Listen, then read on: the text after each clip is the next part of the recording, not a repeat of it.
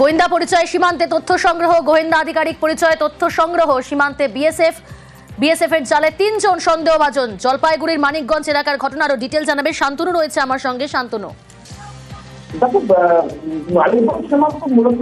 যে বাংলাদেশের যে সীমান্ত রয়েছে সেখানটায় যে বিএসএফ এর চৌকি রয়েছে এবং চৌকি সংলগ্ন যে সকল গ্রামগুলো রয়েছে সেই গ্রামেই কিন্তু এই যুবক তার সঙ্গে তিনি সঙ্গী নিয়ে গিয়েছিল এবং সেখানটায় নিজেকে গোয়েন্দা আধিকারিক পরিচয় দিয়ে বিভিন্ন রকমের তথ্য জানার চেষ্টা করছিল গ্রামবাসীদের কাছে। এবং বিএসএফের যারা গোয়েন্দা শাখার কর্মী রয়েছেন তাদের কিন্তু বিষয়টি নজরে পড়ে যায় এবং এই যুবক সহ 3 জনকে আটক করে তারা বিএসএফ চৌকিতে নিয়ে আসে এবং দীর্ঘ জিজ্ঞাসাবাদ করার পর বিএসএফ এর যখন সম্ভব হয় তখন তারা কোতোয়ালি থানার পুলিশের কাছে নিয়ে আসে গতকাল রাতে এবং রামগঞ্জ কিন্তু জিজ্ঞাসাবাদ চালায় পুলিশ এবং তারপরে কিন্তু আজকে পুলিশ 3 জনকে গ্রেপ্তার করে জলপাইগুড়ি আদালতে হাজির করে। পুলিশের কাছে এখনো পর্যন্ত যে খবর রয়েছে তাতে বলছে যে মূল যুবক রয়েছেন আশিস রায়, নিজেকে গোয়েন্দা অফিসার বলে পরিচয় দিত। এই যুবকই মূলত একজন গাড়ির চালক এবং আরেকজন সঙ্গীকে গিয়েছিল